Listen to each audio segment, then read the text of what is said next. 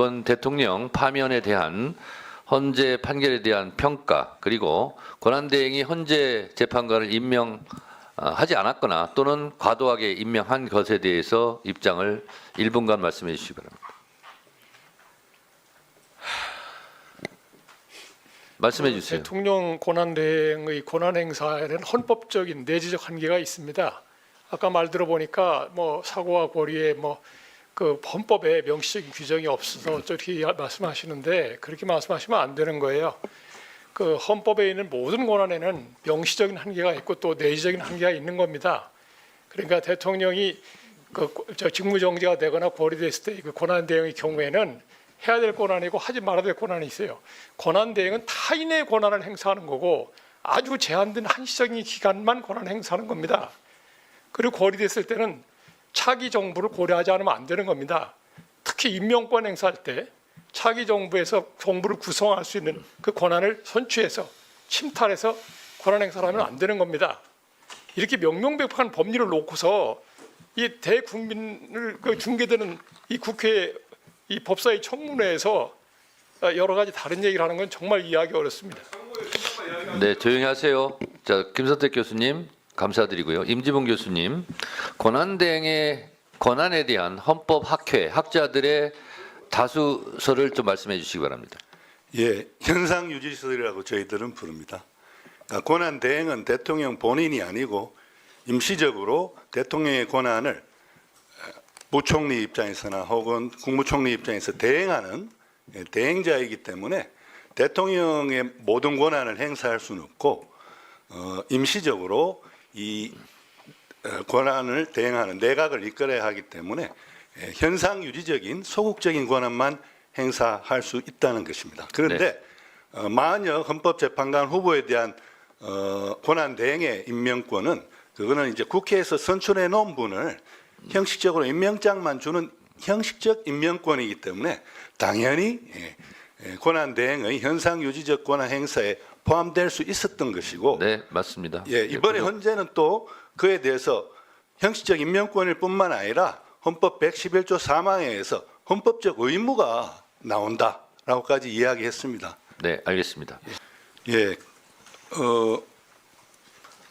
헌법재판소법 66조 2항에서 지금 최상목 부총리께서 이제 그 국회에 선출한 헌법재판관 40여 후보에 대해서 임명장을 주지 않는 것에 대해서 이것이 국회의 헌법재판관 선출권을 침해했다라고 헌재가 인용 결정을 내렸고, 헌법재판소법 66조 2항은 그 경우 결정 취지에 따른 처분을 하여야 한다라고 되어 있습니다.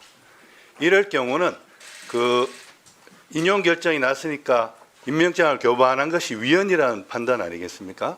그러면 이제 피청구인인 우리 최상목 부총리께서는 그 위헌 상태를 지체 없이 해소해야 할 그러한 의무가 있는 것입니다. 따라서 지체 없이라는 말이 법조문에는 없지만 당연한 것입니다. 너무 당연하기 때문에 법조문에 없는 것인데, 지체 없이 임명장을 교부하지 않고 계셨던 것은 계속해서 위법 행위를 하신 거라고 저는 생각합니다.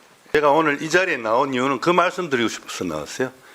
왜냐하면 우리 최상목 부총리님 또 한덕수 지금 국무총리님 두 분 다 권한대행인데요.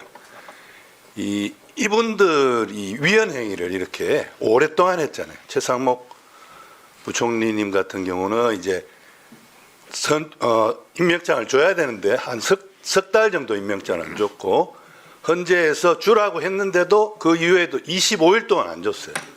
그러니까 매일매일 위헌행위, 위법행위를 했는데 매일매일 이런 거에 대해서 헌재의 어떤 판단이 있어야 앞으로 공직사회에서 공직자들이 앞으로는 위헌행위를 하면 안 되겠구나, 그런 생각을 하게 되는 것이고, 헌법연구자로서 저는 그래서 이런 위헌행위에 대해서는 반드시 탄핵소추를 해서 파면 결정을 받아내야 된다고 생각합니다. 시원한 말씀 감사합니다. 들어가셔도 돼요. 보면 일단 마용주 대법관 미임명부터 잠깐 말씀드려볼게요. 이 마용주 대법관 같은 경우에는 윤석열 대통령이던 당시였던 11월 26일 날 제청을 했고 국회에서 12월 27일 날 동의했습니다. 그러면 바로 임명해야 되는 거 아닙니까? 뭐 당연합니다. 네, 근데 그것을 또 임명하지 않고 뭐 여야 합의 뭐 이런 얘기 또 제대로 하지 않더라고. 거기에 대해서 계속 임명하지 않고 있었던 것은 헌법 위반 아닙니까? 네, 위헌입니다. 네, 맞습니다.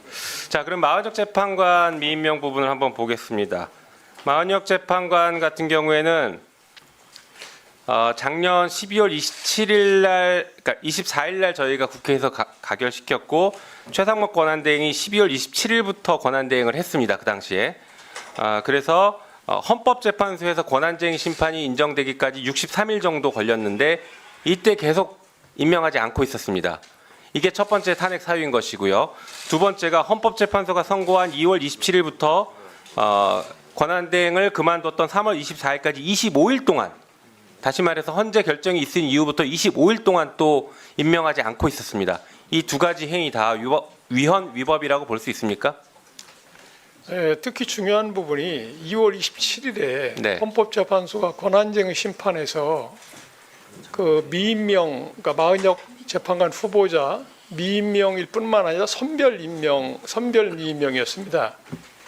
단순한 미임명보다 선별 미임명이 더 중요한 문제고요. 왜 그러냐면 실질 심사를 했다는 이야기가 되기 때문에 훨씬 중요합니다. 그리고 또 2월 27일에 이미 헌법재판소에서 그 선별적 미임명 행위가 구체적인 헌법상의 자기의무 위반이라고 이미 선언했습니다. 그러니까 위헌이라는 걸 충분히 인식할 수 있었음에도 불구하고 그 후로 25, 6일간 계속해서 그런 위헌 상태를 방치한 것은 명백합니다. 그래서 그 위헌이라고 저는 생각하고 있습니다. 네, 탄핵 사유가 되는지 안 되는지는 뭐 나중에 최종 헌재에서 결정하겠지만 교수님께서 보실 때 이 정도면 충분히 공직자로서 탄핵을 시켜야 헌정 질서를 바로 세울 수 있다라고 보십니까? 네, 뭐 우리 탄핵 사유가 근데 우리 헌법상으로는 위헌, 위법한 뭐 행위만 있으면 탄핵이 되도록 되어 있는데 맞습니다. 헌재가 이제 중대성 요건을 새로 만들어 쓰고 있기 때문에 그렇죠. 중대한지 여부의 판단이 이제 문제되는데 요 케이스는 한덕수 총리 탄핵 기각 결정에서 말했던 그 국민의 신임의 배반을 인정하기 어려워서 파면할 정도 중대하지 않다 한 거하고 조금 다른 측면이 있어요. 요 2월 27일 헌법재판소에서 권한쟁의에서 위헌 행위를 결정한 것 이후에 계속해서 그 임명하지 않고 있었던 행위는 국민 신임 배반의 관점이 아니고 헌법소의 관점에서 중대하다고 판단할 수 있는 여지가 충분히 있습니다.